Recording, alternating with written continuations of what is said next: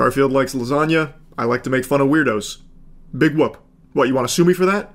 What's the charge? Enjoying a meal? A succulent Chinese meal? Point is, I keep my finger on the pulse of wackos and weenies, and I like to shoot spitballs at them. And today, there was a pretty dangerous weirdo that stream sniped a group that was doing some IRL content in the hopes that he would get one of their numbers, and when faced with rejection, he blew a gasket, had a conniption, and it got ballistic quick. So let's go ahead and start with the genesis here, where we were first introduced to this homunculus. It was in the middle of an IRL stream with Senna, Valky, Ray, and Imiru, and then this very interesting gentle sir approached them. Oh, I think 3 years. And I came at like 6 in the morning. Oh, Is that Emily? Is that? No way. Yo, can I get a picture with you? Yeah, of course. Okay, okay. Let's get a picture. Wait, but can I rap to you real quick?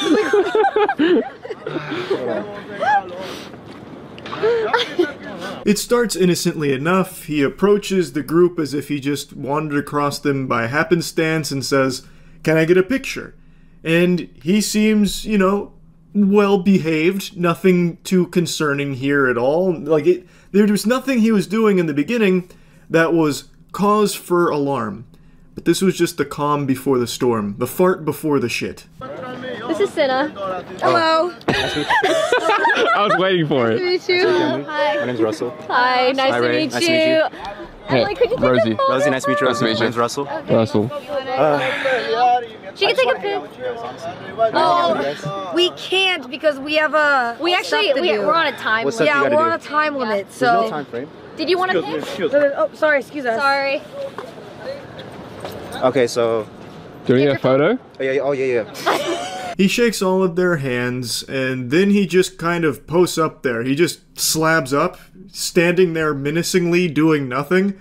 And Rosie reminds him, like, hey, picture?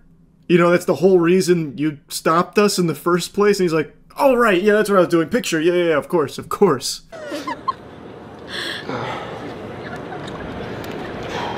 Why do they say rhyme?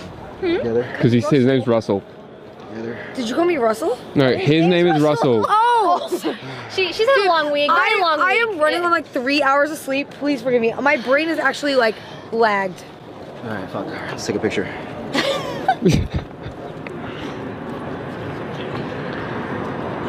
Fuck it, let's get one, Rosie. Come on. Cute! Okay. Rosie too! Nice to meet you. Thanks, Russell. Nice to meet you. Have a good one. Good night. Oh, he's so sweet. Russell's a nice guy. This was their first encounter with the raid boss Rizlord, and you can see that they didn't get the heebie-jeebies or anything. They even walked away saying, Russell is a nice guy. He said his name was Russell, so they were saying he was nice. But they couldn't have known how poorly that statement would age. It's kind of like Jar Jar Binks, where you thought he was just an innocent, goofy thing, but it turns out was actually a Sith Lord the entire time. So, after they met him here, some time passes, and they eventually encounter him again, but this time, he's wearing different clothes. Proposal. Yes, please. Oh God. Oh god, yes, that is. Can I sing for a change? A change for the better, as you would say? Okay. And the change would be for her number. Oh is right. Stomach churning anti-riz. Yuck. Ooh, that's rough stuff right there. He said, can I sing for a change? A change for the better, as you would say. A change for her number. Shakespeare just rolled over in his grave. That is poetic. What? Wow. What a way with words. I don't even know how you can cook up something so foul. It's just trash. Like, pardon me, miladies. I attend slightly above average sized penis university. I'm on the dean's list. May I interest you in my number? If you'd like it, can I get your number? I don't have a phone. I'm sorry. Wait, put your number in mine. I don't know how to use a phone. I'm sorry. Wait, so I'm gonna keep following her. Huh? I'm gonna keep following her. Not another one. I know. You're gonna have to get in line. There's too many stalkers. That's not how you really Fuck, riz. bro, what the fuck? That's not the riz. What an excellent way of handling rejection. I'm gonna keep following her. No doubt that will work. I'm sure pestering her to put her number in your phone is the optimal play there. Get behind me! Okay. Oh my god. Kendrick, Are we getting churros? Kendrick, add it into the list. So the group is walking away from him. He apparently is in hot pursuit, and he is steaming. At first, it seemed like he tried to, like, play it off as not that big of a deal, and he, like, used stalking as somewhat of, like, a joke because he was laughing about it. But that fake laughter soon turned to real tears, real anger, and made a real dangerous situation where he threatened to kill them. I think we're just gonna go. Let's go. Oh, no, we're not.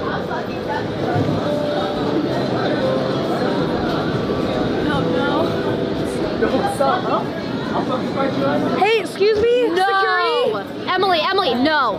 Hey, Stop! Whoa. Let's fucking fight right now. What? Right. Get away from now. Hey, what's going on? Security! He's harassing us. What's going on? What's going on, man? Right now. I'll kill you right now. Fuck off. Kill you right now.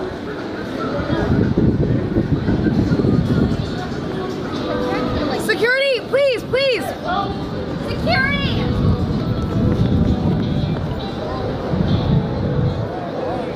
That's where the stream ended. They said that the police had arrived and everyone was all right. There's a lot to unpack there. So the guy who just got rejected, he stayed on their tail like it was a fucking Assassin's Creed escort mission, and you can hear him arguing with someone saying, "I'll fight you right now." It continues to escalate to where he starts to like run at them or maybe like lunge at them like it's a fucking Five Nights at Freddy's jump scare where he's like going after them now, saying, "I'll kill you right now, I'll kill you right now." It sounds and seems like security was there stopping him from going after the group further. It's just a scary situation from top to bottom.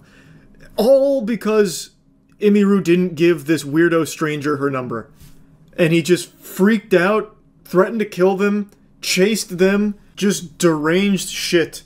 And I've also seen, of course, I don't even know why I bothered to bring it up, but I was reading the conspiracies on this from the crowd that thinks it was all staged and fake and they're trying to find this actor's backstage page. So that's been kind of a fun little rabbit hole to dive into. As a actor, I starred in the Hunger Games. I don't like to bring it up all that much. Hunger Games Mockingjay Part 1 District 8 Hospital Helper. I can recognize acting when I see it. That dude is not acting. He needs to be institutionalized. That man is a fucking loose cannon. I've also seen some people turn this around on the streamers saying that it's their fault. They brought it upon themselves. They were asking for it by not having security guards with them, like surrounded by bodyguards. A fascinating perspective to argue that they're to blame. Like, you were out at night. It's like covering yourself in meat and diving into the ocean. You think a man's not going to attack you if you're not surrounded by bodyguards? Are you out of your mind? Obviously this is going to happen. And it's like, well, it shouldn't. That doesn't excuse it. Like, it's not something that should be considered normal, that a dude's just gonna fucking threaten to kill them and like chase them around threatening to kill them if you don't give him your number. That's not something we should just be expecting and think is normal. Like, I understand in the streaming space, there's a lot of, like, huge streamers that when they do IRL content do travel with security. But it's not every IRL streamer that does, because when you're doing content like this, typically you're thinking about the content or, like, what you're gonna do. You're just having fun with friends. You're not exactly thinking about, like, the potential maniac on the loose that's going to just fucking come out of nowhere and go hog wild if you don't give him your number. So, like, yes, I understand security has become much more normal for streamers when they're out in public, but it's not every streamer that has it, and I don't think by not having it, you should be blamed if something happens. Like, I think that is a crazy perspective to have, that it's their fault because they didn't have security. I don't agree with that take at all. Yeah, security obviously would have helped, and I imagine going forward, they probably won't go outside again on stream without, like, a whole fucking security unit, like the Justice League defending them or something, because this was, I imagine, a very stressful and scary situation to be in, because that guy could have had a weapon or something, right? But it's really ridiculous to blame them for this by not having a security team. I think that shit is so ass backwards. Anyway though, no telling what happened after the stream went out. All we know is the police did arrive and everyone was safe. Don't know if they brought the dude in or what, but they said they were going to go live here today to kind of talk about what happened and all of that. So I guess we'll get more information then, but luckily everyone is safe, and yeah, this guy is a fucking dangerous weirdo loser. That's about it. So yeah. This afternoon I was having a pretty good day, so I decided to ruin it by going on Twitter. It's part of my daily routine to check in on Twitter just to make myself mad, as every sane person does, no doubt, and today was nothing special, just endless piles of trash. But while dumpster diving, I found something pretty interesting and alarming. It's a series of posts from a popular streamer named Amaranth. She's massive on Twitch, I'm sure she needs no introduction, I'm positive you all are familiar with her work. She basically invented hot tubs. And on her personal account, she made a series of tweets talking about her stalker. And this shit is fucking scary. It reads like something right out of a Stephen King novel. So I wanted to go over the tweets with all of you, as well as talk about the bigger problem of stalkers on Twitch. Because it's not exclusive to just Amaranth. I think Amaranth has had the most stalkers. She's had like 1,000 stalkers at this point, I think. She's had like an entire fucking football squad worth of stalkers, and that includes third string and bench players. She could fill up an entire Comic-Con convention center with just her stalkers. It's absolutely terrible, and again, it's not just Amaranth. Tons of streamers have talked about their personal experiences with the problem, and one that's always stuck out to me is a really frightening one. I won't name the streamer's name, but there's a streamer on Twitch who has had a problem with a member of her community for almost 4 years now, I believe. And this guy has flown down to her city, uninvited, unannounced, to try and track her down and find her. And while doing that, even broke into another streamer's house while they were streaming, went on their stream and tried to use them to reach out to that streamer on their behalf to track her down for them. Absolute fucking lunacy. And they have also, the stalker has also written a manifesto that's over 400 pages long and still being updated to this day. An actual fucking Harry Potter's book worth of delusion and all about like dating the streamer and all kinds of wild shit in there. It's just straight up horrifying and downright sad. So now let's go through Amaranth's tweets today. This is her alt account. She says that her stalker traveled from Estonia, came to her city and camped out in a hotel with a line of sight to her P.O. box and spent over a month camping out daily at a Starbucks next to the P.O. box and streamed it the entire time. Typically to 0 viewers, but growing as he gained notoriety, and every time his account would be taken down, he would just make a new one. This is already so much to digest right here. 44 days and 33 minutes, according to Amaranth, and I'm guessing that's based on how long the stream was up for, based on VODs and all of that, so it was probably realistically a bit more than that, because I'm sure he was there longer off camera. So that is fucking terrifying. Not only was she being stalked, but he was doing it publicly to an audience. Mind-blowing. Camping out at a nearby Starbucks so that way he could be constantly monitoring the P.O. box hoping to catch her. Like Elmer Fudd trying to set a trap for Bugs Bunny. But that's just the beginning. She said that he'd change his name by just adding more numbers to it, and by his own admission went full scorched earth and sold everything. He sold his house, his car, all his possessions, his cat, and by his own admission again, in publicly posted vlogs, a manifesto. The only thing he brought with him was phone, clothes on his back, and a saxophone, as well as the saxophone case. And he would play the saxophone in some live streams and in public places, and it allowed him to carry around a giant instrument case, which Amaranth said made her nervous because you can put weapons in an instrument case, and I honestly think it's a pretty reasonable fear to have because it makes no sense that he sold everything else except for a fucking saxophone and its case, unless he was planning on becoming like a traveling saxophone performer, like just going around and playing Careless Whisper forever. It makes no sense why he sold everything except that saxophone in its case. Which I agree is very weird, but I think the most concerning thing here is the fact that he sold all of his shit before moving from Europe to be near Amaranth and try and track her down. The fact that he sold everything prior to doing all of this is that kind of behavior that people do right before doing something drastic, like something life ruining and changing. The fact that he'll just cut all ties to everything he's ever owned like that, the whole nothing left to lose mentality, is absolutely fucking terrifying. She goes on saying that she would make it very clear that she didn't want to meet him, didn't want to be anywhere near him, but he would respond by just saying, "Liar, liar, fiancé," and would make dancing videos reminiscent of Buffalo Bill dancing scene and send them to her. And then she posts a picture of it. This whole situation is deeply disturbing, and the fact that he would send videos to her privately is just super fucked up as well. Literally just rubbing it in her face that he is stalking her, and there's nothing she can do about it because the law enforcement wasn't acting very efficiently here, clearly. And then the picture she posts is also super eerie. It looks like something straight out of the SCP wiki. Like, it looks like a goddamn cryptid captured on photograph. It's just an awful, awful situation. She also briefly mentioned that he adopted a feral cat, which wasn't really seen again on the streams, and then says that on Monday the 13th he streamed himself dressed up and carrying his musical instrument case and changed into formal attire and made the last mile journey to her house and cased the vicinity for 30 minutes, to which the cops declined to act. He streamed himself outside, mumbling about how he knew it was wrong, but he has to. And then he tried breaking in and tried to gain entry, to which Amaranth again called 911, says dispatch was rude, cutting her off, put her on hold, and it took 33 minutes for the 911 responders to finally get there.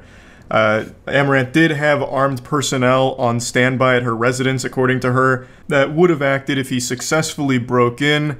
But luckily it didn't come down to that. Law enforcement did get there. He got arrested, got detained, and she says the embassy was contacted and he's currently not in Houston, and that's all she can share for now. Luckily this story has a somewhat happy ending. They got arrested and got kicked out of Houston, hopefully also put behind bars. But there's a lot more to talk about here that I'd like to get into, and that's the law enforcement's response to stalking.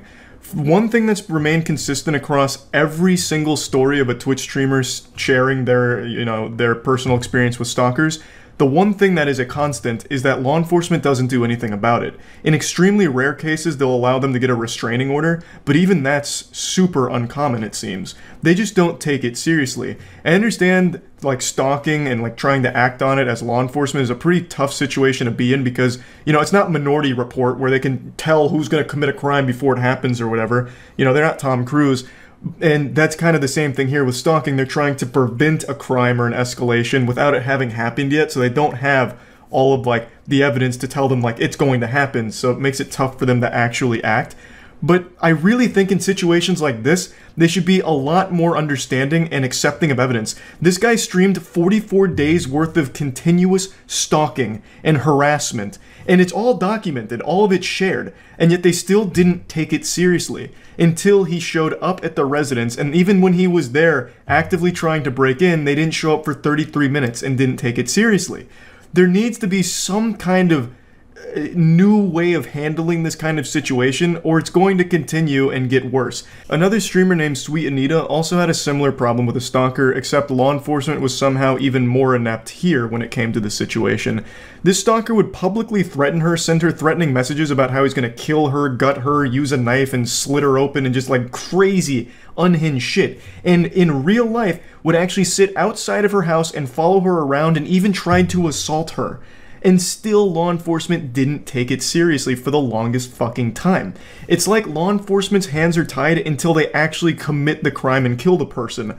But when there's this many red flags, why not act preventatively? Like, why not have a preventative measure in place? Like, okay, this guy's publicly making threats, sending these threats about how he's gonna kill her, and is actively sitting outside her fucking house. Maybe we should do something about this individual. So yeah, I just think there needs to be some kind of system in place to be a bit harder on stalking, where when there's this much evidence of like threats, and then like actually acting on some of the things they're saying in the real world, they need to take that more seriously and be harder on it.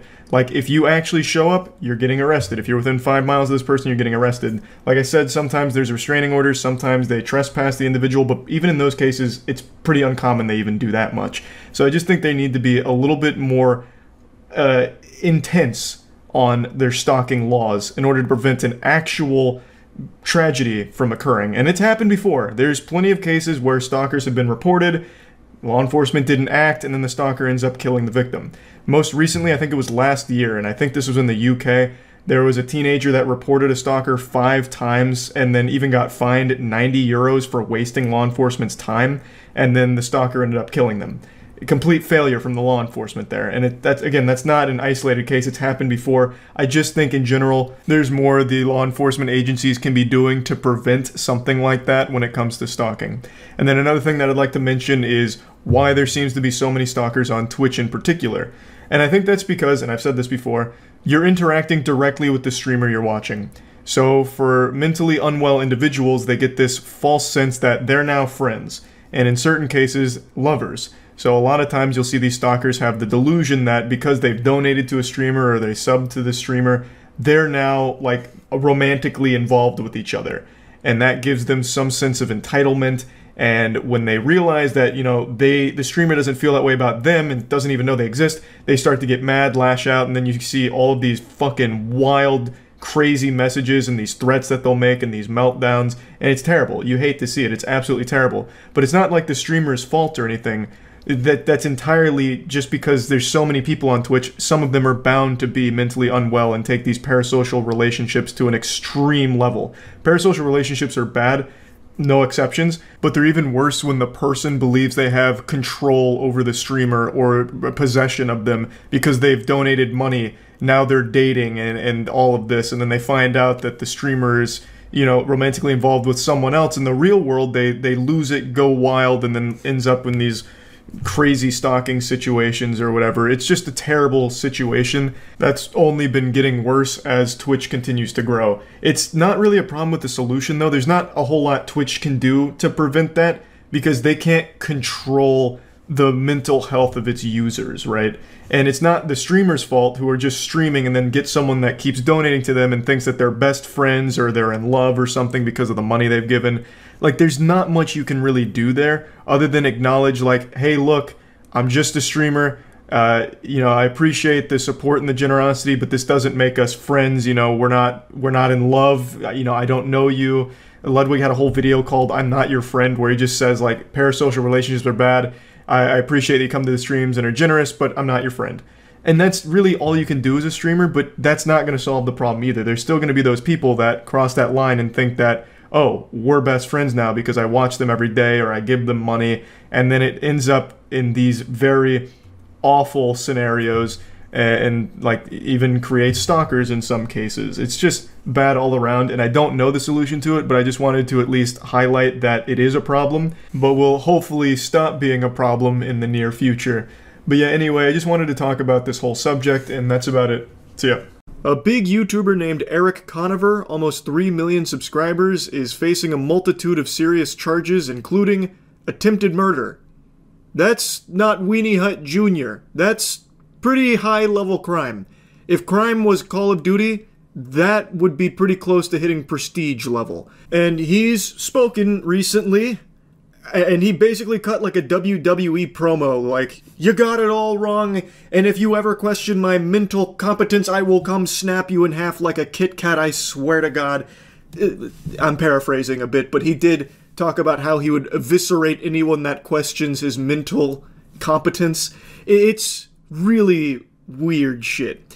He's claiming it's all a massive misunderstanding, but let's go ahead and set the stage here, the lore that you need to know. Eric is a very successful YouTuber whose content focuses on these luxury mansion tours. He goes and does all of these bougie real estate videos where he shows you these dreadfully overpriced locations. I can't believe I've never seen his channel. I wasn't familiar with him until this story because I have been so deep in that rabbit hole of consuming that content, of touring these ridiculously overpriced property that are just dog shit, where it's like a $55 million mansion tour.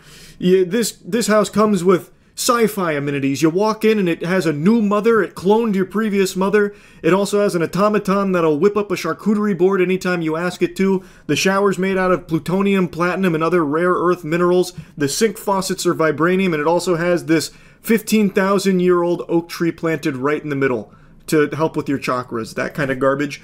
He does those, that's like his bread and butter content, but I'd never seen him before. I didn't know about him until this story, which is surprising. But not nearly surprising as the crimes that he is accused of committing. So what happened is, an officer visually estimated that he was driving at speeds of around 55 to 60 in a zone where that was excessively fast, so he began to pursue Conover and managed to get him stopped through various maneuvers. The officer exited his vehicle and moved around to the rear of his cruiser, and Mr. Conover allegedly backed his vehicle, rapidly pointed it directly at the officer, and accelerated at him, striking him at a reasonably high rate of speed, and it was alleged that the officer flew between 20 and 40 feet.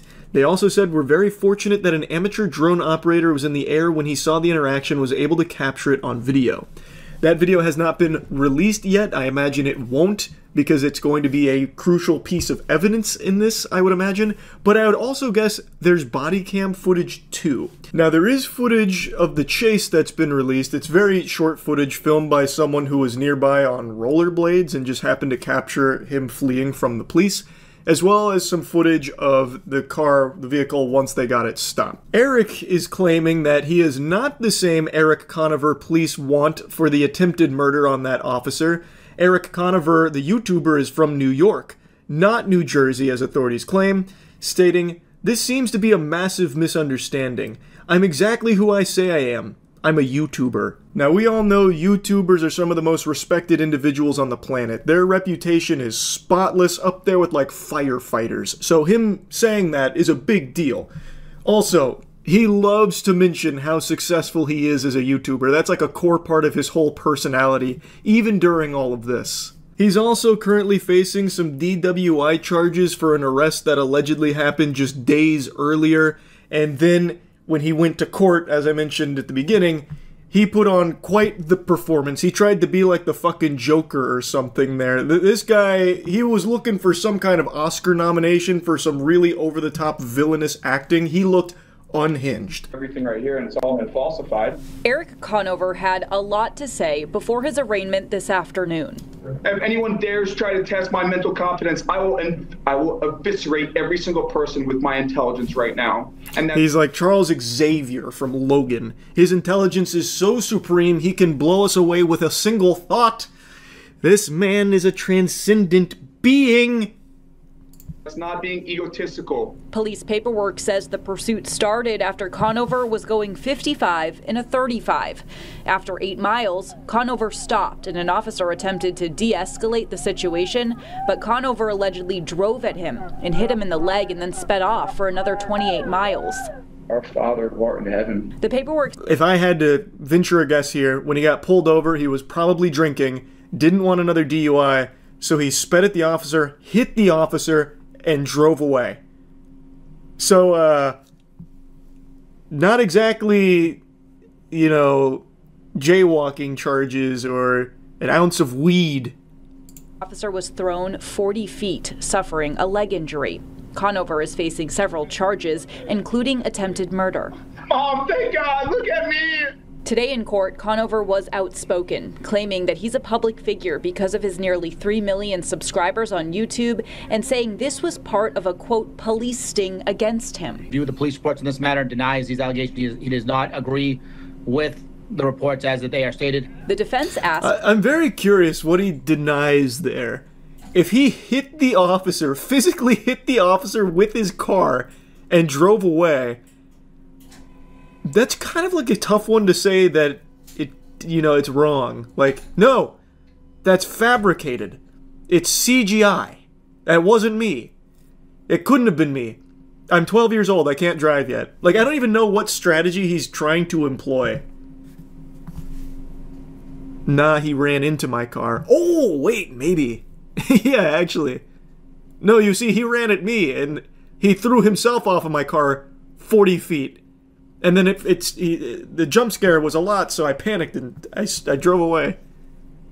Police say he was arrested Friday night for a separate drunk driving charge, which Conover denies. I've been sober from alcohol for 1,558 days, so to press me on a DUI, I'm a public figure. The judge did hold Conover in preventative detention. He's due back. Yeah, Eric Conover's facing right down the pipe of a lot of things here. It's a laundry list. He's got the DWI, the attempted murder charge, the first-degree assault against a police officer, as well as second-degree assault, reckless conduct with a deadly weapon, conduct after an accident, disobeying an officer, and reckless driving. Man's out here trying to get the platinum trophy for crimes. This is a lot, and it's all very serious. And it seems like he's trying to claim all of the information is falsified, all of the evidence is hooey, it's a load of fucking dirty barnacles, they've got the wrong guy, it's a misunderstanding. He's a big successful YouTuber, it definitely wasn't him, this is truly just a big old mix-up. Now, from what I saw, over the last, 10 or 11 days, he had been posting some very concerning stuff on Instagram, and his community was concerned for his mental state. Now, I don't mean to summon the wrath of Eric the Megamind himself right now. I know he said he'd eviscerate anyone that would do so. I'm hoping he won't tear my flesh from my bones using nothing but his intelligence, but it is something his community was worried about with the things he was posting on Instagram, and the one that I keep seeing pop up is this picture. Yeah, the pharmaceutical industry tried to gaslight me that I needed medication too, when all you need is some discipline of your emotional state. That didn't age super well. I don't think the emotional state was controlled optimally. Now, his community was saying that what he was holding was olanzapine, which is apparently used to treat either bipolar disorder or symptoms of schizophrenia, and people are saying that him being off of this medication is most likely the cause for the concerning posts and the spiral that he seems to have been in on Instagram. And while, of course, I'm no expert here, I would say that it does probably play a role in everything that has happened recently with him, as well as his behavior in the court at the hearing there. That kind of stuff is always pretty sad to me, where someone has medication for a very serious thing like that, and then they decide to stop, and then things just fucking spiral out of control for them. But anyway, very wild story here that I just wanted to talk about briefly. That's really about it. So yeah. I want to give all of you a follow-up to a situation I covered a little while back in regards to a popular YouTuber and a potential charity fraud situation. This is about the Completionist and his charity, Open Hand Foundation. I'll give you a super brief rundown on the lore here to bring you all up to speed in case you don't know what I'm referring to, but the Completionist is a huge YouTuber. He owns a charity called Open Hand Foundation. It was formed after the death of his mother, who passed away from dementia. A tragic situation, and this charity was started with the goal of helping to combat dementia. And for the last decade or so, he has run fundraising events with his community in order to collect donations that he has stated will be used in the fight against dementia. However, after an investigation was conducted by Some Ordinary Gamers and Carl Jobst, they found out through all the public filings, since this is a charity organization, their filings are public, they found out that all of the money they've collected over the last 10 years has not moved from the Open Hand Foundation. It's all sitting in an account. Even though the Completionist has always led his community to believe otherwise, that they are actively donating to a bunch of different places, and even name drops a lot of places, despite never actually sending a penny from the Open Hand Foundation. Now, after all the dust had settled from the initial videos, there were a lot of people like nematodes from SpongeBob coming forward saying the same thing. You're not legal experts, you're not accountants, this doesn't matter. And referring to like Mudahar and Carl Jobst when they reported on this, because no one wanted to accept that it's possible that the Completionist engaged in bad behavior. I wanted so badly to believe that all of this could be chalked up to some kind of accounting error or something easily explainable, because as I mentioned, I've had a lot of respect for the Completionist in the past.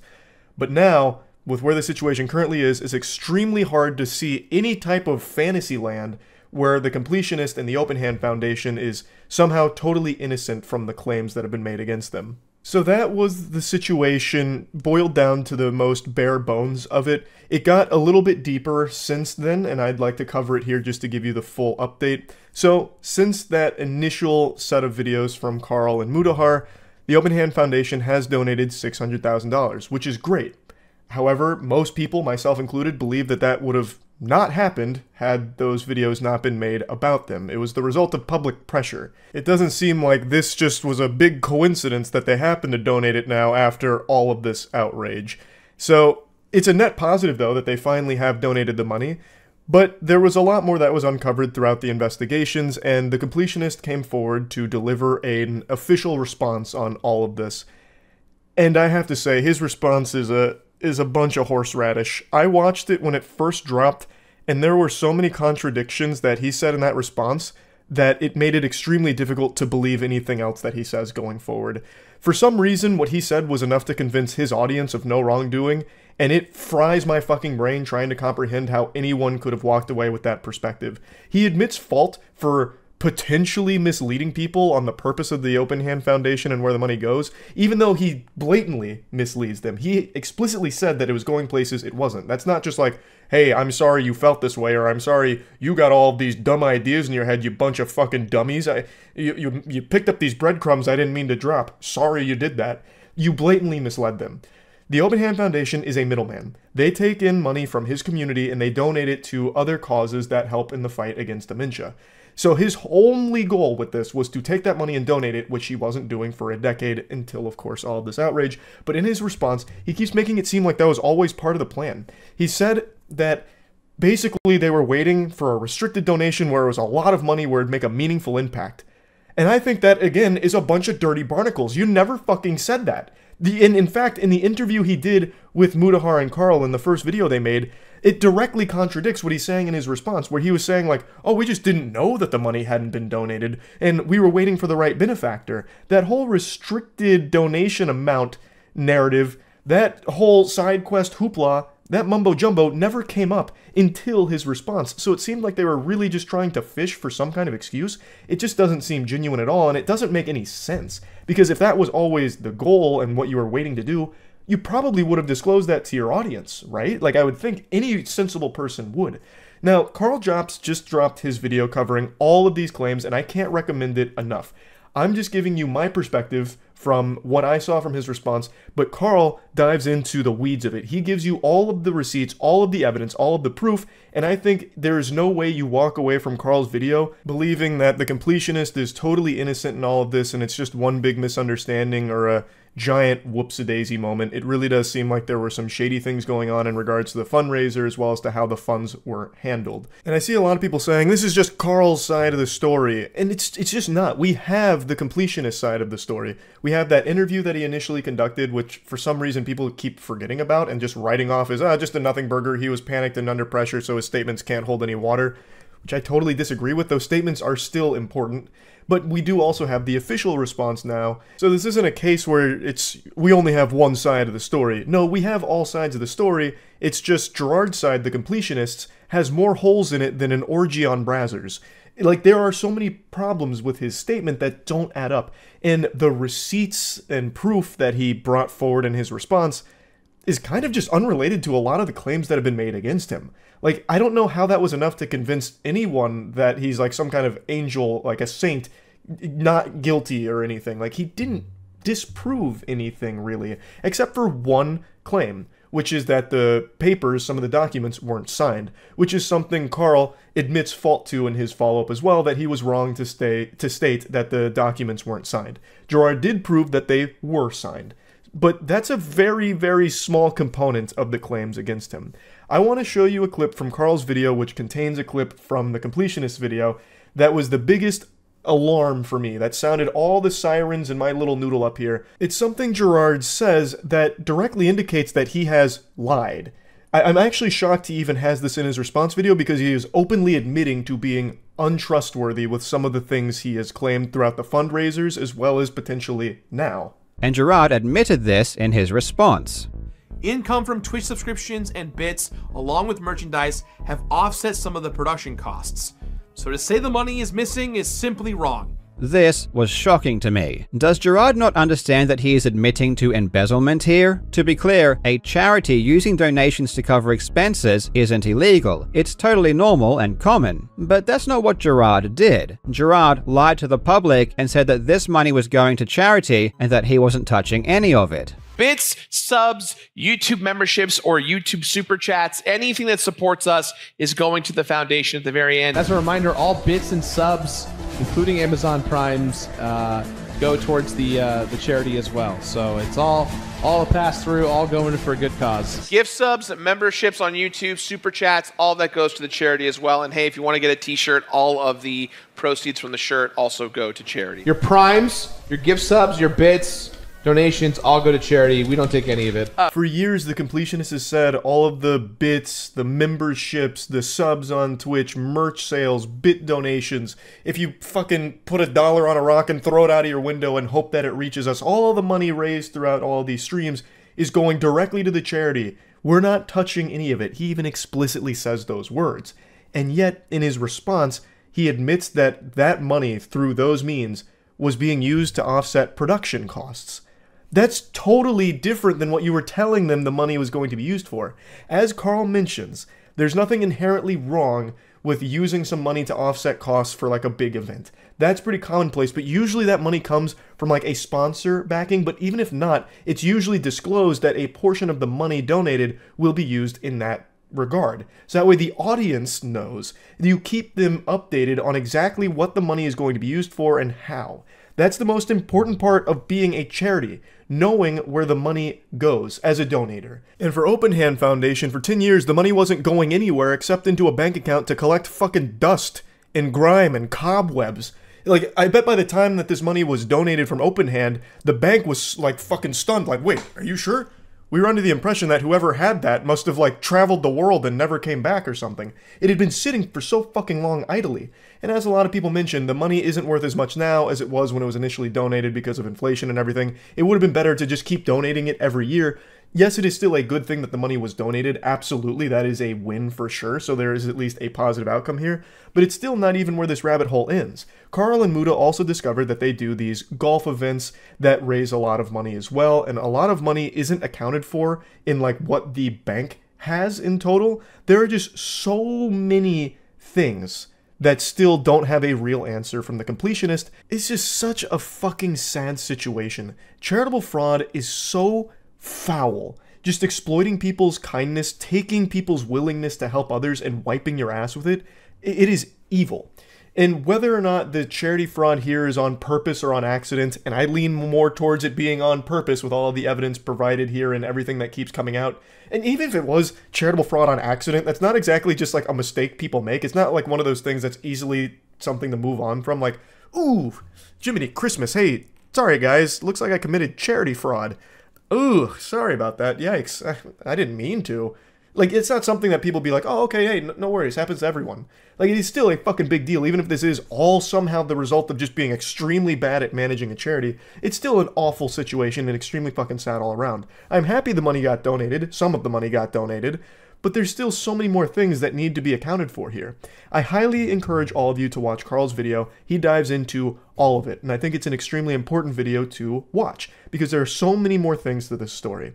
So, huge hats off to Carl and Mudahar for their work on this situation. Without them, I don't think that money would have ever actually made it to a real cause. So, great work from them, and I am glad to see they didn't back down in response to the Completionist, like, fucking flexing on him, like, okay, then I'll take it to legal court then. Because at the end of the Completionist response video, he puffs out his chest and makes some vague threats to legal action against them for it, and I'm glad that they didn't cower away from it, and they just went harder into what they have found through their investigation. I think that is a great thing, and I think it is an overall, like, positive that they're trying to deliver on. So, I'm going to keep my eyes on the situation, of course. I just wanted to bring you all up to speed on where this is at. Again, please check out Carl's video if you want to know all of the specifics. This has all been very surface level for me just to bring you up to speed on most of it, but anyway, that's about it. See ya.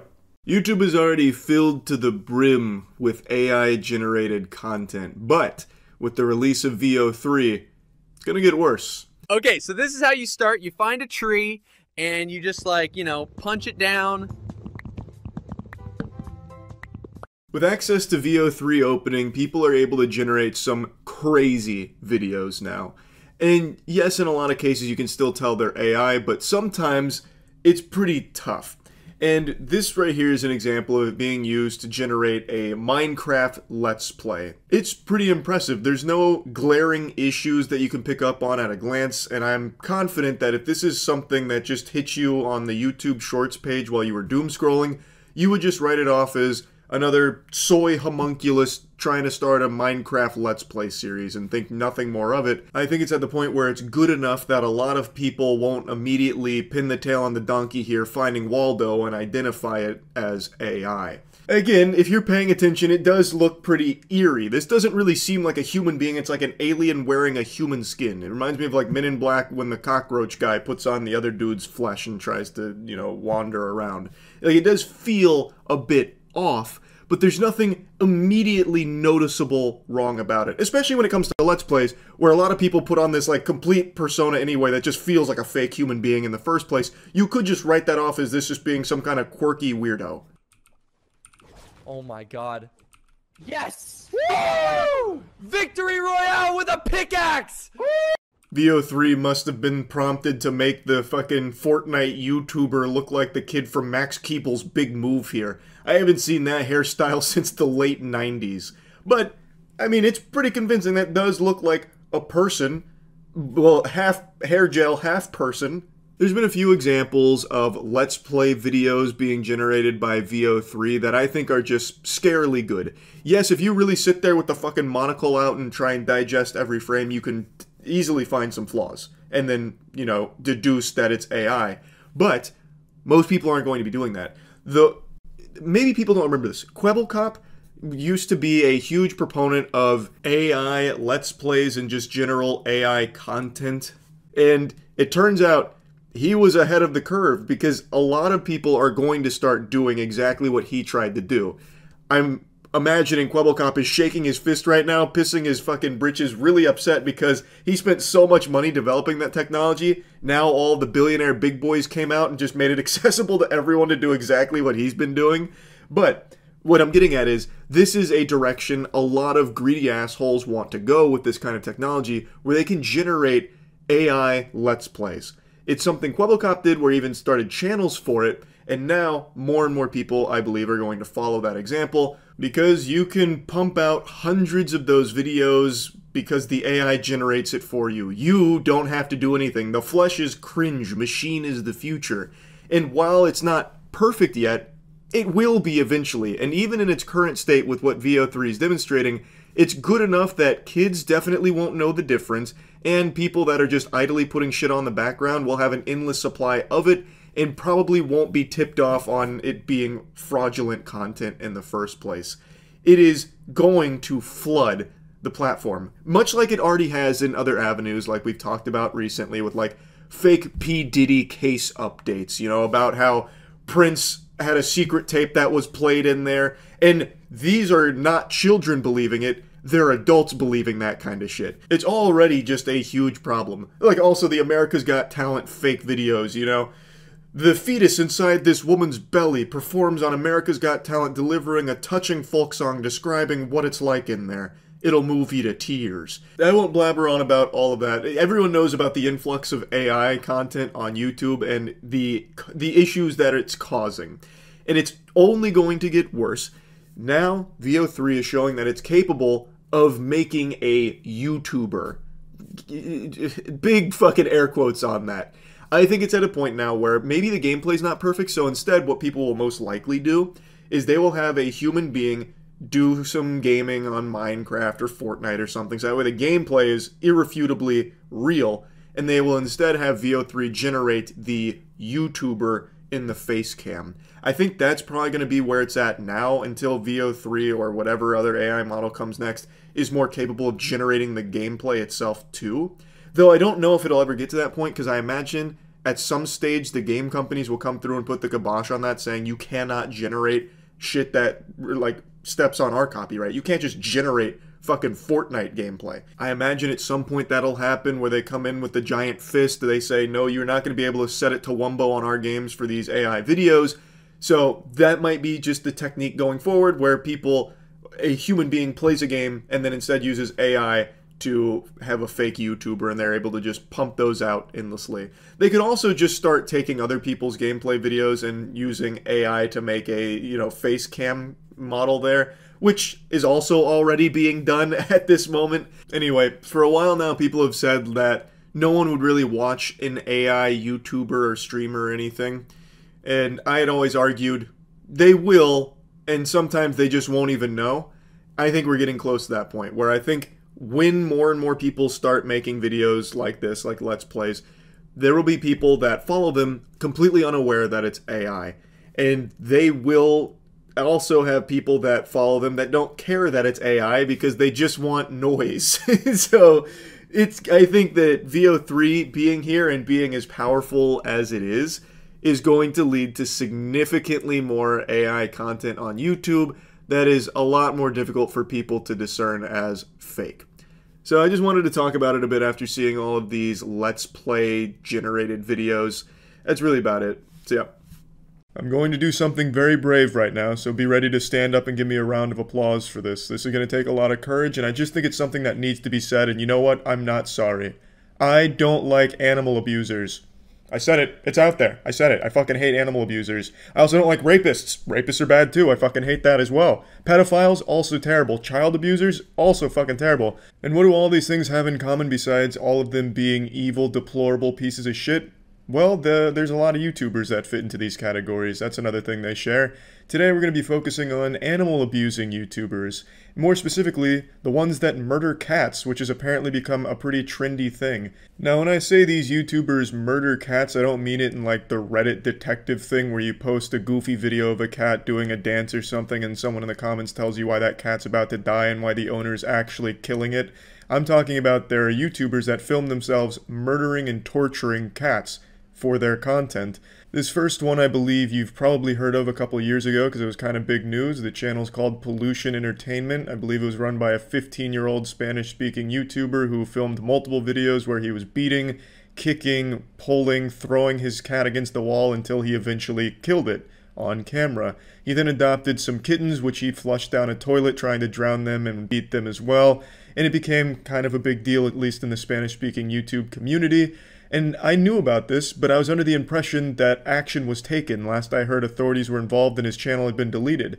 It wasn't until today where I found out that not only is his channel still fucking up where he is actively uploading videos, but he's also inspired a trend among Spanish-speaking YouTubers where they go out and beat and kill cats in his honor. For some fucking reason, this deranged loser has become some hero to animal abusers online. And yes, I understand that he's still like 17 or something and he did these when he was 15. That's no fucking excuse. When I was 15, I was still learning how my penis worked, but I could rationalize that killing your pet is probably not a good thing.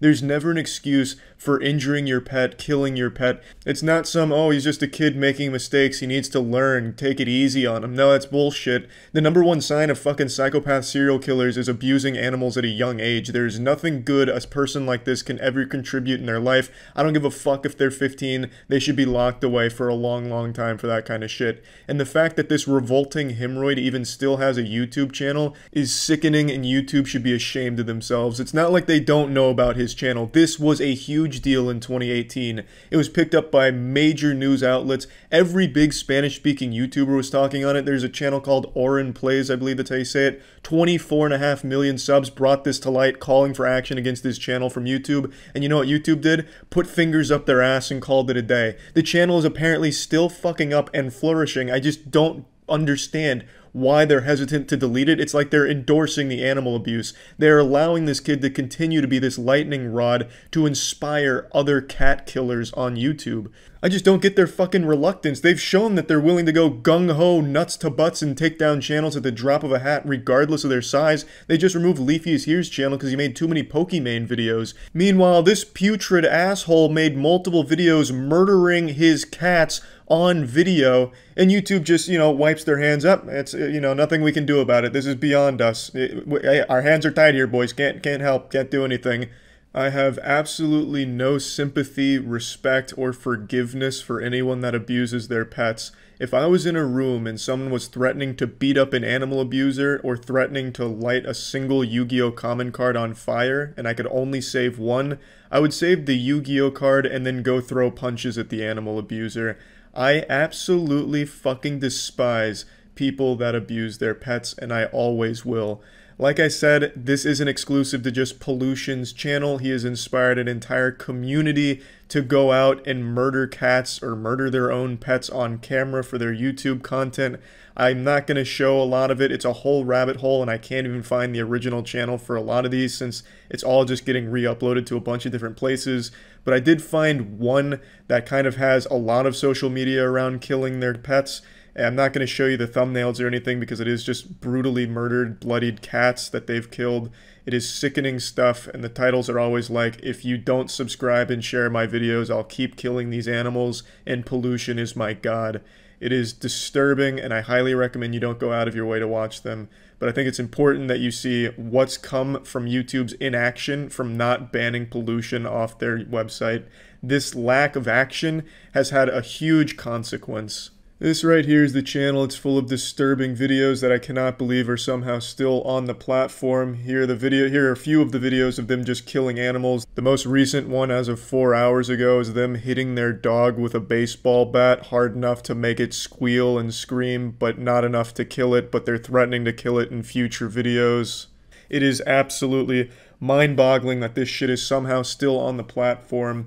These videos are actually just cats that they have killed, and then a threat to a dog. Those are the most recent ones. The whole channel is, again, a tribute to pollution. They're doing this because they loved pollution, and the inexplicable decision from YouTube to somehow allow that channel to exist has had this kind of shit spring up as a result of it, and I couldn't be more fucking upset about it. I understand there's always going to be gross shit stains that abuse their pets, but in this case I think a lot of the blame falls on YouTube for allowing it to snowball like this and making it almost a trend. Their decision to not ban pollution showed other sick people that it's okay on YouTube to kill your cats as a way of gaining subscribers, because Pollution's channel gained a lot of subs when he did all that shit. It actually fucking did. And so a lot of other people are now emulating that, trying to do the same thing he did. And since he's still on the platform, they think it's okay. That is entirely YouTube's fault, even though all of what he did is a clear violation of their terms and service, a literal fucking crime, and they still, for some reason, didn't ban his accounts. Even after millions of reports, and I mean millions of reports on his channel, from all of the big Spanish-speaking YouTubers, everyone that heard about this story through mainstream media, and still, for some fucking reason, his channel, like a cockroach, continues to exist. It is baffling, and now there is an entire trend going around killing cats for no fucking reason other than YouTube videos. It is disgusting, and I actually can't believe that this is still going on. I had no idea his channel still existed. I just assumed that obviously YouTube would have removed it since it was such a big deal, but I guess not. I guess I really just don't understand what their priorities are. But anyway, I just wanted to bring this to light again. Hopefully there will be some fucking action taken about, you know, murdering animals on YouTube at some point. Hopefully we can, you know, go ahead and close the book on that and be like, you know, yeah, there was a time where YouTube allowed it, but luckily they've stepped up and now will not allow people to murder animals and post videos of it on their platform. Hopefully we can reach that point, but for now, I guess fucking not. That's about it. See ya. Winning a woman's heart is no easy feat. Some of us who try end up with skid marks in our underpants at a Deftones concert. But I can promise you there is one tactic that will never work. Stalking. And also, breaking into their home. It's a terrifying home invasion. A man with a flashlight enters a single mom's house and ends up caught on her security camera. And when she looked at the video, she knew who it was right away. You read the title of the video, so you also know who it was. We don't need Scooby-Doo to piece this mystery together for us. It was the pastor of a megachurch. And now, the reason he's done this isn't because he smelt like an apple pie on the windowsill and he couldn't resist going in there to get a piece of it. He did it because he is obsessed with this woman. He is more obsessed with her than I am with Magic the Gathering cards. Here's why. It's terrifying. A man caught on security tape breaking into a home. What made this even more shocking is the identity of the intruder. It was 43-year-old Marie Columna's pastor. There he was in her kitchen, clearly identifiable. I love the voiceover guy for this. He sounds like the narrator from all of the old As Seen on TV commercials. Can your paper clips do this? and it's footage of it holding like 2 cucumbers together. Forget everything you thought you knew about mops. If your mop isn't sucking your dick, it's not working for you. This new mop is minted on the blockchain. That kind of thing. But anyway, so this is her pastor, and they've known each other for a while. This is not the first time he's done it, and it's not the only time you're about to see him do it.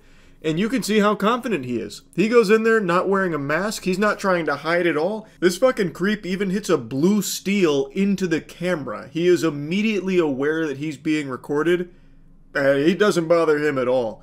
It also seemed remarkably easy for him to break into the home. I'm assuming the door was accidentally unlocked. Either that or he has maxed out his lockpicking stat, because that is impressive speed. To anyone. When you follow God's vision. And it's not just any church. 49-year-old Sergio Guardia was a pastor at a mega church, the 24,000-member Thomas Road Baptist Church in Lynchburg, Virginia. Maria and her husband were very close with the pastor and his wife, as seen in this photo. Now I know what you're thinking, Charles. We can't jump the gun here. You can't put the carriage before the horse. Maybe it's all a big misunderstanding. Maybe Sergio was doing a house call in order to exorcise some demons, combat the forces of evil late at night. And that's where he'd be wrong. The only thing Sergio was looking to exorcise was a nut from his sack. What was Pastor Guardia like? Very charismatic, extremely nice. But after she divorced her husband, Marie says the pastor's behavior became increasingly odd. He started just showing up to my house. My kids wouldn't be home. It'd be in the middle of the day. And he would just show up and bring me groceries. He did that a handful of times. Sometimes I would get home and he'd be right on my porch. So I couldn't even avoid him. That thought process will never compute with me. She's made it clear that she's not interested in that kind of relationship with him, yet he keeps showing up at her house with, I guess, a fucking box of chocolates. He shows up with groceries too, and he lingers. Like, what could he possibly have thought would happen? If I pester her enough, if I'm enough of a nuisance, eventually she'll fall in love. She'll realize I'm the perfect man for her. Like, how does someone get to that level of poison in their brain? Lo and behold, he came back the next day. I was watching the live feed of him entering my daughter's bedroom. She called the cops, and you can see them with guns drawn. Goober said that was so good, I think I'll try it a second time. So he comes in the following night doing the same thing, breaking into her home. And remember, he left the first time because he noticed he was being recorded. What did he think changed? That this time the fucking camera magically got turned off? Like, what did he do? Did he, like, deploy an EMP in his car thinking it knocked out all the electronics in the area, so he thought he just had the green light to go? That all of a sudden now there wouldn't be any footage of him breaking into the home? It's fucking craziness. They even use a police dog in their search, but the pastor had already fled. Guardia was charged with burglary and stalking. Guardia has been found guilty, and a senior pastor confirms he's no longer employed by the mega church. I was really curious if Sergio himself had said anything about this, trying to offer some kind of excuse or justification for it. No, you see, in the good book, there was a statement I read that said, I can go break into her house and conduct a panty raid while she's away huffing her britches. But I haven't seen anything from him. However, I did get a little bit more insight on how much he had been doing to torment this woman, basically. So he had confessed his feelings for her. He told me he was in love with me and wanted a relationship. I said I didn't even want him at my house, let alone a relationship. I told him not to come back, but he did. She apparently moved multiple times in an attempt to get away from him. So she uprooted her life multiple times just to avoid this guy. Yet he continued stalking her and showing up, leading to, of course, the most recent stuff here. Just listen to how unhinged this man is. I came home in the middle of the day and found him in my living room on my laptop. When I confronted him, he gaslit me, saying he wasn't doing anything wrong and acted excited to see me. He wouldn't leave until I picked up my phone and said I was calling the police. What the fuck? Imagine that, you're just coming home and then all of a sudden goofball there starts like going crazy with the zoomies like a dog happy to see you. Like, hey, welcome back. I was just on your laptop downloading some of my best selfies to make it your screensaver and your backgrounds. Did you want some groceries? I put them in the fridge, nice and fresh. What do you mean you're calling the police? Are you my girlfriend yet? She also mentioned why she never went to authorities prior to this, stating that she was just kind of afraid of his influence. He's not just a pastor, he's a pastor at Thomas Road Baptist Church, a powerful and wealthy church. I didn't believe I had any power against him, especially with no evidence. And she also mentions that she was getting notifications that a new device had logged into her Yahoo email, checked the IP, and they were linked to Liberty University. Turns out that email was listed as a recovery email for her accounts, and there's a lot of reason to believe that that is Sergio. So he was actually in the fucking mainframe of her life, like snooping, hacking her accounts, and stalking her aggressively. Now, she also mentioned something that I was going to bring up as well. She wanted her story to reach his supporters. So even though all of this has gone down, even though he has been found guilty on all 3 counts, and even though he has been removed from his position at the megachurch, he still does have people supporting him. You can literally watch the footage yourself, see the verdict, and yet people are just like, nah, nope, oh well, everybody sins. It's absurd. Of course, that's not the majority of people. Most sane people are seeing this and being like, oh shit, turns out the pastor was a wolf in sheep's clothing, he was a bad guy. But there are, of course, some people that are just completely delusional about it and writing it off entirely and standing behind Sergio. It's so sad. It's scary, actually. But anyway, I just wanted to talk about this a bit. That's it. So, if you've got a bottle of champagne nearby, go ahead and grab that, pop the cork off that bad boy, and get yourself a nice little butt chug going because you've earned it. Today, we celebrate. About a month ago, I made that video talking about Pollution Entertainment. Pollution Entertainment was a YouTuber famous for making videos where he was torturing and then ultimately murdered his cats on camera, which then inspired a trend among other deranged losers on the platform to start senselessly murdering cats for videos.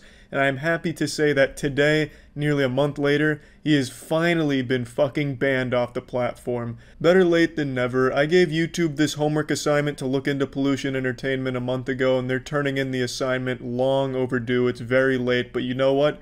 I'm a cool professor. I'm not afraid to smoke a doobie with the students after school hours, rip a shot of Fireball or two with the football team at happy hour. So you know what? I'll accept the late homework and say thank you, YouTube. But I'm not just writing this Christmas gift thank you card to YouTube alone. I'd also like to say thank you to everyone that made it a big deal on Twitter or anywhere else, pressuring YouTube to make it something that they needed to take serious. And they did. I know over the last couple weeks they were really thoroughly investigating the channel. They were updating me on their process. And not only did they take down Pollution's channel, but they took down a lot of the other copycat channels that I was aware of, as well as a couple other ones that I'd never even heard of before. So they really did make good strides in getting rid of that fucking awful, deplorable content that was infesting the platform. Now, obviously, banning Pollution isn't all of a sudden just going to eradicate animal abuse across the board, where animal abuse cases drop to 0 overnight. But to take away the platform where these limp-dicked monsters are sharing this kind of garbage is a great thing. YouTube shoved their ass in his asshole and Pollution is banned, and they did that to other ones as well, so they've now set the tone where if they see these videos again in the future, I like to imagine they'll act a little bit quicker since now they've set the precedent. It should be a lot easier now for when a channel like Pollution's happens to pop out of the fucking sewer. It should be taken care of much quicker, since they've already done it now. While YouTube is still obviously not perfect, the sun does shine a little brighter knowing that evil douchebags like Pollution aren't on the platform anymore, and other channels like him all taken out today by YouTube like it was fucking Judgment Day and Terminator 2, and I think that is absolutely wonderful. But again, I know this doesn't absolve them of their past sins, nor does it make them the knight in shining armor who's going to come and listen to every single one of our problems or anything like that. I mean, good example is a couple days ago, there was a video from a channel called Mama Max that was exposing a predator, and they took down the video and said it was because he showed a phone number or something like that. But to take down a video like that, why not just say what the problem was and then say you can get the video back up if you just use the YouTube built-in editing tool to take that one part out.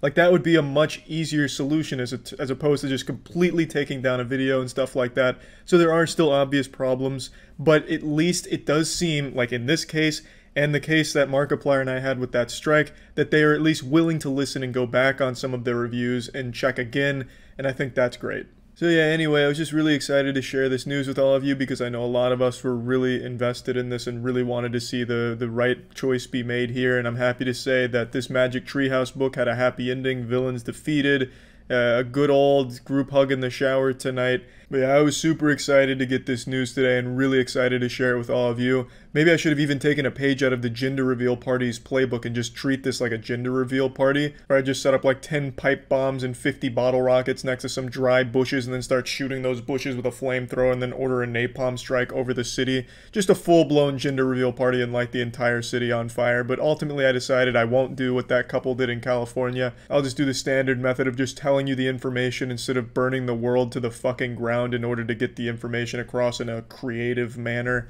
So yeah, I mean, again, this is great news today, and again, thank you to everyone that made this a big issue and did make it something serious that YouTube had to really look into and get very serious about, because I think it was a problem, and I'm glad to see they addressed it, and hopefully we won't see something like this happen again. That's about it. So yeah. On the internet, sometimes you have to get really creative to stand out from the crowd, which births some legends, like the great Tide Pod eaters of yesteryear, or the absolute champion, the brave soul who attempted the hot coil challenge where he put his forearm on a stovetop. And these ideas are always made with the intent of getting views and going viral. And today I learned about someone who tried a new tactic, derailing a train for YouTube views. Charges have now been filed against a Lancaster County teen accused of intentionally causing this train derailment out in Bennett. The 17-year-old even sent this video to 1011 afterwards. You see there some of those cars veering off of the tracks. It happened at the crossing at Highway 43 back on April 22nd. A criminal complaint says that between the rail itself and the train engines and cars, about $350,000 worth of damage was done.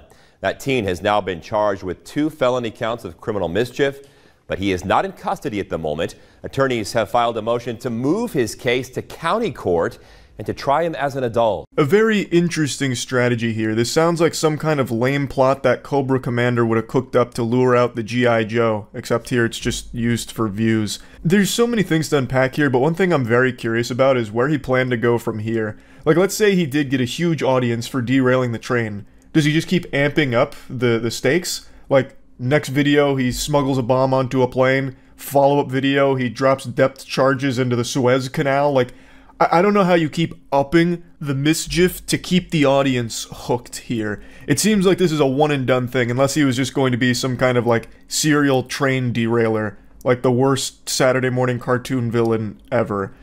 So, who knows what the potential was behind this young lad's YouTube career, but he is being charged, and it looks like it's going to be very serious charges. $350,000 in damages, that's a lot of clams. He's going to have to sell a lot of Hot Wheels and maybe even his Fortnite account to start trying to make up for that. Of also pulling a rail switch, ultimately causing that derailment. The lead investigator says the accused 17-year-old walked up during the investigation and asked what happened, later telling the investigators it was, quote, obvious that the switch had been pulled, and then showed the investigator the video you're seeing now.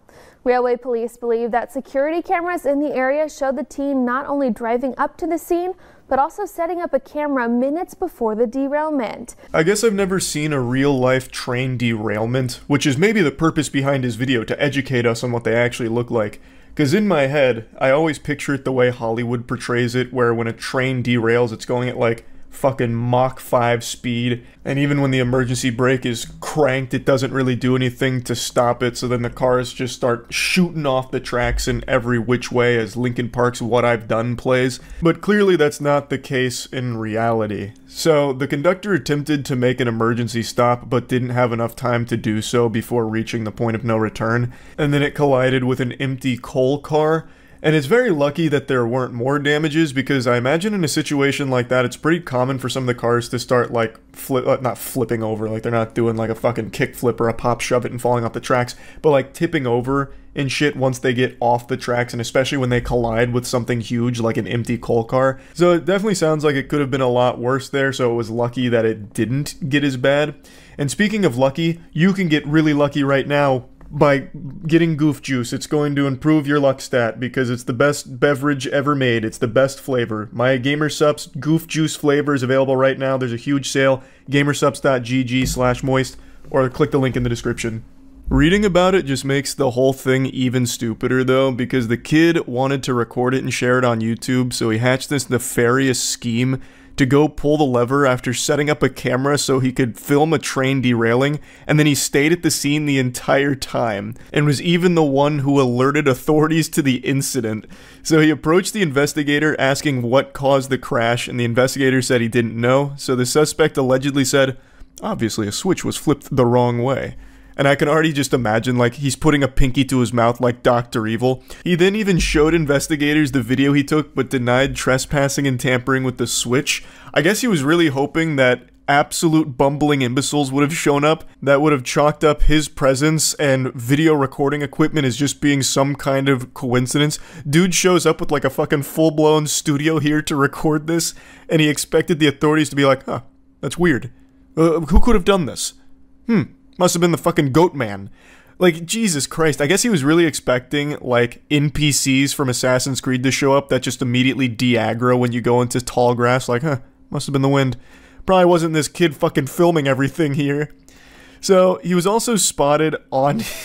he was also spotted setting up his camera and tripod near the crossing 4 minutes before the train derailed. And then they also found a video of the derailment posted to their YouTube channel. So, I mean, that was kind of a game point right there. That was kind of a checkmate. The 17-year-old's apparently a huge train enthusiast. That's what their YouTube account mainly dedicated to. And it's a big community on YouTube with, like, train videos, train spotting, and all of that. But I don't think anyone's gone so far as to intentionally derail a train to stand out in the community.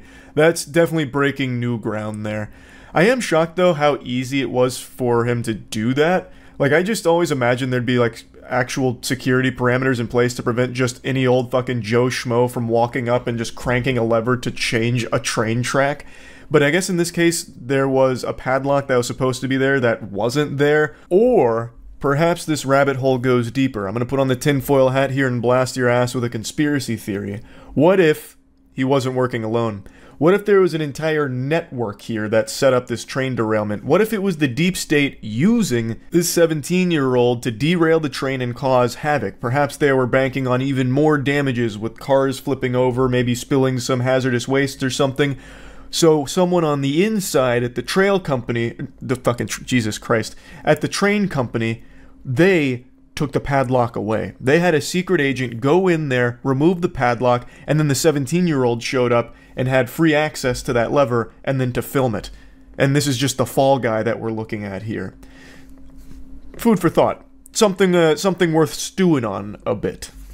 Now only time will tell as the investigation continues what the truth of the matter was, but most likely it was just someone fishing for YouTube views through a really degenerate viral video idea. Now, there is something I want to mention about trains. I may have never seen a train derail, but I have seen a train stop. That may not be some jaw-dropping feat or an achievement. I'm sure millions of other people have seen stopped trains before, but mine comes with a story. So there was a train track that ran right outside of my university when I was in college, and one night when going to a bar, the train had broken down, and it was stopped on that train track, and everyone at the bar would go and, like, climb on it and take pictures on it, and I wanted to be part of the crowd. So I did the same, and I took a picture in front of the train with my arms crossed. I'm pretty sure I pulled this up on stream at one point, but I used this as one of my Tinder profile pics for quite a long time. And it is perhaps one of the most revolting pictures you will ever find. It's so fucking stupid, it's so blurry, it looks like a picture of Sasquatch, and it is such a bad photo of me. It's when I still had, like, the mutton chops for a little while. God bless, what a fucking awful idea that was. But I looked like Wolverine if he got scurvy. So I was standing there in front of the train, arms crossed and like semi on my tippy toes, so I looked a little bigger in front of the train. And I unironically used that as my Tinder profile pic for quite a while. And I just had to share that here. I'm pretty sure I brought up that picture on stream, but I don't know if I ever told the full story to it. So seeing a train derail isn't really the same as seeing a train stopped and taking a picture in front of it, but both instances do involve a train. So, felt the need to share. That's about it. See ya. Yesterday, a streamer set her kitchen on fire, and it was dangerously close to just becoming like a crematorium. It got out of control quickly and was handled in the worst possible ways by 2 people there. But, luckily, nobody was hurt except for the kitchen. That took a beating. The kitchen got walloped.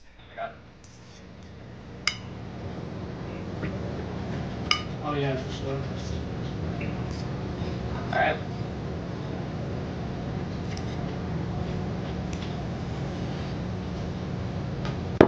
It starts so innocent, simply cooking in your lingerie on stream, a pastime we can all relate to. I can't even remember the last time I went into my kitchen and tried to whip up some fucking spaghetti without my bare butt cheeks hanging out. Now you might be asking yourself, what mystery cuisine is she in the process of preparing here? When I was first watching this clip, because the clip that went viral is about a minute long, but I wanted the whole kit and caboodle, so I went to like most of this segment here, and I really thought that she was just playing with condoms and milk. I didn't know what it was. I thought it was some kind of weird science experiment. Turns out they're pickles. So she was going to fry some pickles and everything went south quick. I have a play better than that. I don't like pickles, but I've never had them fried before. Oh, it's gonna be lost. Oh, turn the fan on. Genius. Lost. 25. Should I turn the oil down? I don't know anything about this. I've never done this before. I've never fried them before. Holy shit. I think the oil might be ready though. Yeah, I just... Oh, I hate the smell of burning. I actually hate the smell of deep fryers. Are you burning something? Only a little bit. Bro, what the fuck is that? The cracks are already starting to show, and I'm not just talking about her ass. So the dude over there is like, is something burning? What's going on over there? Holy shit, did we get invaded by a smoke demon? Why is this happening? What in tarnation? And you can see she's over there with a giant puff of smoke like a ninja vanishing with a smoke bomb. And it's only going to get worse. So she's talking about how she's never fried anything before, so she doesn't really know what she's doing. She's kind of winging it. And I recognize I'm no culinary expert myself. We can all agree on that. But I would say, why not just look up a quick tutorial on, like, the steps to take? You know, just glance at WikiHow. So that way you might be able to prevent dying in a fiery doom. Like, we have technology. Wait! That shit is smoking so much! It's so... Oh my god, Tanner's on fire! It's on fire! Bro! What do I do? Turn it off! Turn it... What the fuck? What do I do? Bro, turn it off! Turn it off! Tanner, hurry up! Tanner! Tanner, turn off! I don't know what to do! Honestly, just another great example of how detrimental panicking in a situation is. When you let fear take the wheel, your goose is already cooked. So she just starts yelling about how she doesn't know what to do, so she's frozen. She's out of the game, basically. She is on the bench now and is a spectator. She is no longer participating in trying to solve this issue that has been created. You know, as she's sitting there saying she doesn't know what to do, the fire is getting stronger. The Fire Nation is building up power. And now it's up to Tanner here to take control, but he's also panicking. So he's also just sitting there watching it. Now, Fire Marshal Charles here, what they should have done, the optimal solution here, would be just to put a lid on it. That would have been checkmate right then and there. But let's say there was no lid for this pan. The previous night a burglar broke in and stole it.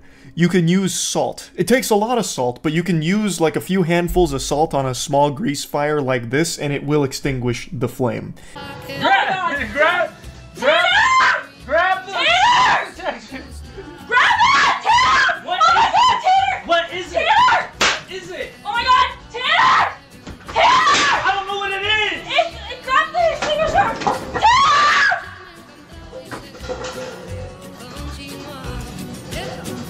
An interesting decision that ended up working out. So he ran in there and slapped the pan down like he was casting a fireball, and it basically shotgun blasted all the grease and fire across the kitchen. And it burnt everything that it touched, but the fire didn't spread, so it didn't burn the whole building down, luckily. But when you're panicking, you're not thinking rationally. You're really not thinking at all. You just start working off instinct, but that's not, I don't even think it's accurate to say instinct, because you start to go like stupid brain. Like, your brain smooths out in moments of crisis, and you start making the worst decisions ever. So I actually was in a kitchen fire scenario. It was never like out of control, but it was starting to get to that point. And for some reason, my little tiny reptile noodle up here thought, oh, okay, I'll just put this underwater, because it was small enough I could move it to the sink and pour water on it. That's actually the dumbest thing you can do. So when it comes to a grease fire, you can't put water on it. That's going to make it worse. And luckily, I caught myself before I did that, because I actually probably would have burnt my whole house down. So it's one of those things where once you lose your composure, once you stop being calm, you start making horrible choices. Like here. Oh my god. Oh my god. Oh my god.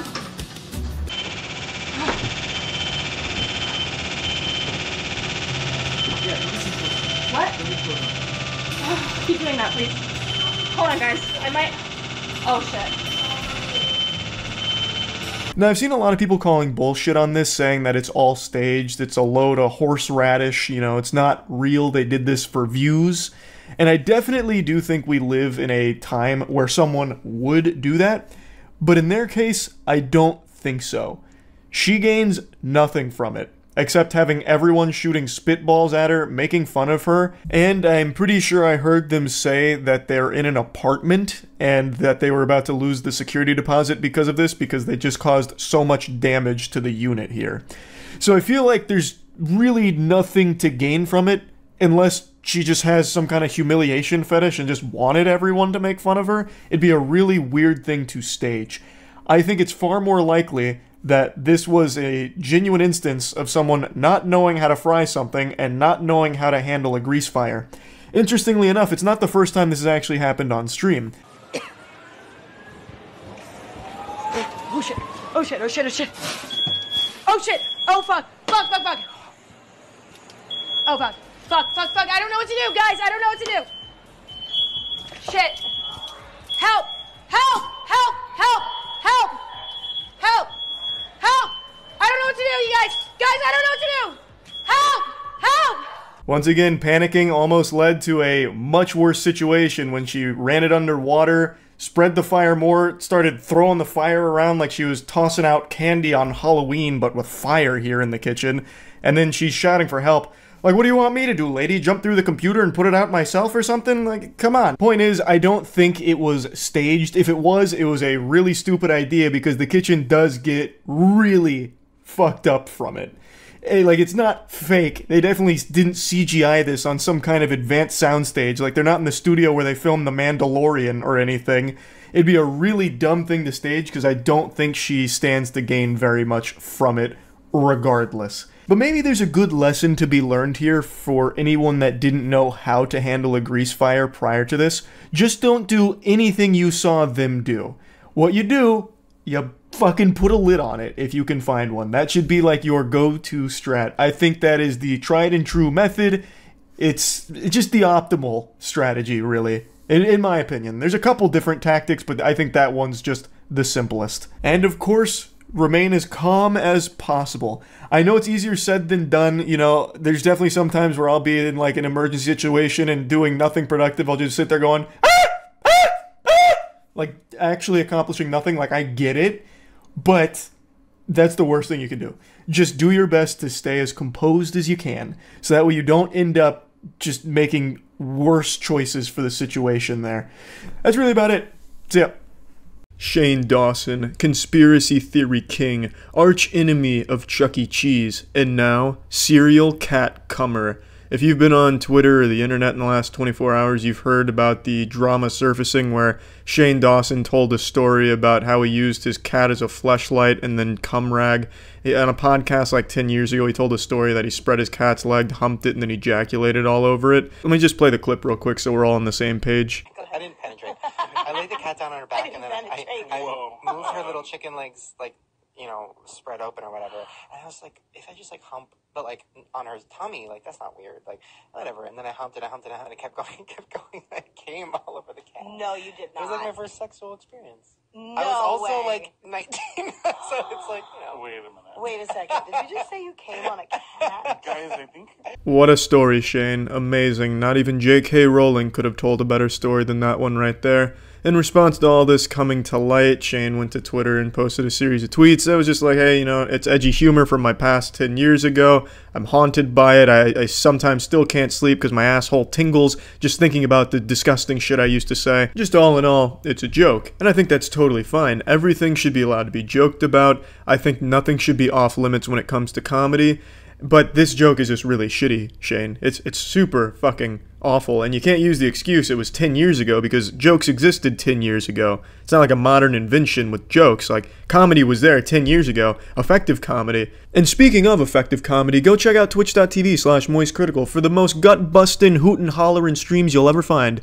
No one knows if he actually came on his cat or not. You'd have to ask the cat. But it's a really poor attempt at an edgy joke or storytelling joke because it's so goddamn hard to decide whether or not it's real or not. Did he fuck his cat? Did he not fuck his cat? He's Schrodinger's cat fucker because there's no telling. He structures it like it's a true story about how he fucking spreads his cat's legs goatsy style and then comes on it.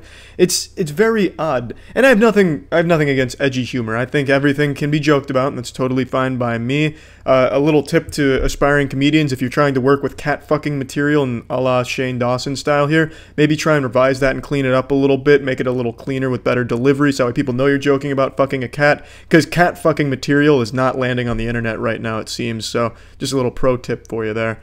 But anyway, the reason why this doesn't work as an edgy joke, a story joke, or even a joke in general is because of the ambiguity on whether or not it's a joke or not, because you can't tell. And I guess that's kind of the point Shane was going for, like, ha, I want people to think I'm a cat fucker, but the joke's on them. I've never fucked my cat. I would never do that. I respect my cat. But I want them to think that I disrespected my cat with my cum. XD random lol humor. And this, I know it's 10 years ago, and that's when, you know, the XD lol random rar hold your sporks in the air narwhal baconers at midnight, when that kind of humor was big. I understand that. But even back then, I can't imagine people would listen to that and laugh at it. It's not a story that really garners a hoot and a holler. It's not like a side-splitting story. It seems more like it's going for edgy shock humor, maybe, and failing on that regard as well. At best, people think you tell a shitty joke. At worst, people think you actually came on your cat. It's a lose-lose with the story you told.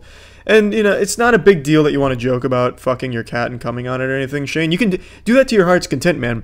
You can joke about fucking that cat till the cows come home, for all I care. I think everything should be allowed to be joked about. Totally fine by me, but you told a really shitty joke, and that's what people should focus on, how bad the joke is, instead of the subject matter of the joke. Because comedy, I, again, think should be not subject to all kinds of restrictions. Everything should be allowed to be joked about.